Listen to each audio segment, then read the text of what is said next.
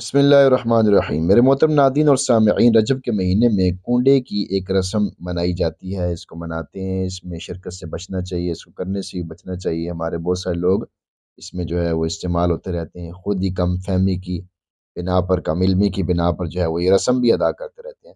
22 رجب حضرت امیر معاویہ رضی اللہ عنہ کا یوم وفات ہے، تو اس حوالے سے کچھ سوالات آئے تھے حضرت امیر معاویہ رضی اللہ عنہ کے بارے میں کہ ان کے اوپر بہت سارے اعتراضات کیے جاتے ہیں۔ تو یہ کچھ اعتراضات ہیں، ان کو بھی پہلے ذکر کیا گیا ہے، پھر ان کے جوابات بھی دیے گئے ہیں۔ آپ خود بھی ان کو سنیں اور دوسرے بھائیوں سے بھی اس کو شیئر کریں۔ حضرت امیر معاویہ رضی اللہ تعالیٰ عنہ پر چند اعتراضات اور ان کے جوابات۔ مجھے اسلامیات کی کتاب کی کچھ عبارتوں پر اشکال ہے، اس کے بارے میں علماء کرام و مفتیان عظام سے دریافت کرنا ہے کہ کیا مندرجہ ذیل عبارات کسی مستند کتاب کے حوالے سے ثابت ہیں۔ نمبر 1، حضرت معاویہ رضی اللہ تعالیٰ عنہ نے بہت سے جاسوس بھیجے اور امام حسن کے قتل کرنے والے کے لیے 2000 درہم اور اس کے ساتھ اپنی بیٹی کی شادی کا انعام رکھا۔ نمبر 2، امام حسن رضی اللہ تعالیٰ عنہ نے قبیلہ کندی کے سردار کو 4000 آدمیوں کے ہمراہ بھیجا، جہاں امیر معاویہ رضی اللہ تعالیٰ عنہ کے لشکر نے خیمے لگائے ہوئے تھے، مگر امیر معاویہ رضی اللہ تعالیٰ عنہ نے اس سردار کو اپنا والی بنانے کی لالچ دی اور اس کے لشکر پر فتح حاصل کر لی۔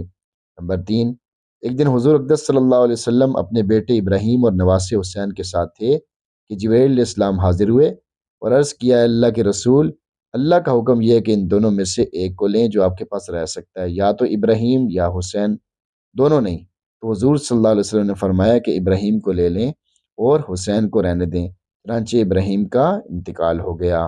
نمبر 4، حضرت علی کے انتقال کے بعد رضی اللہ تعالیٰ عنہ ان کے بڑے بیٹے حسن خلیفہ بنے، مگر امیر معاویہ بن ابی سفیان چاہتے تھے کہ ان کا بیٹا یزید خلیفہ بنے۔ یہ بات امت مسلمہ میں توڑ کا سبب بن گئی۔ نمبر 5، معاویہ رضی اللہ تعالیٰ عنہ نے جودہ بنت اشعث جو کہ امام حسن کی بیوی تھیں سے وعدہ کیا کہ اگر وہ امام حسن کو زہر دے کر مار دیں تو وہ اسے انعام میں 2000 درہم، 10 جوڑے کپڑے جن پر سونے کا کام ہوا ہوگا، اور پورے کوفہ میں زیتون کے تیل کا نظام دیں گے۔ اس کے علاوہ اس کی شادی اپنے بیٹے یزید سے کرا دیں گے۔ 2 مرتبہ ناکام ہونے کے بعد آخر کار وہ پانی میں زہر ملا کر دینے میں کامیاب ہو گئی۔ کیا ان باتوں کا ثبوت کہیں سے ملتا ہے؟ اگر نہیں تو پھر ایسی کتاب پڑھنا پڑھانا شرن کیسا ہے؟ کیا یہ مسلمانوں کا فریضہ نہیں ہے کہ ایسی کتابوں کو نصاب سے خارج کروائیں جو امت مسلمہ کو صحابہ کرام رضوان اللہ علیہم اجمعین سے بدظن کرے، بدگمان کرے؟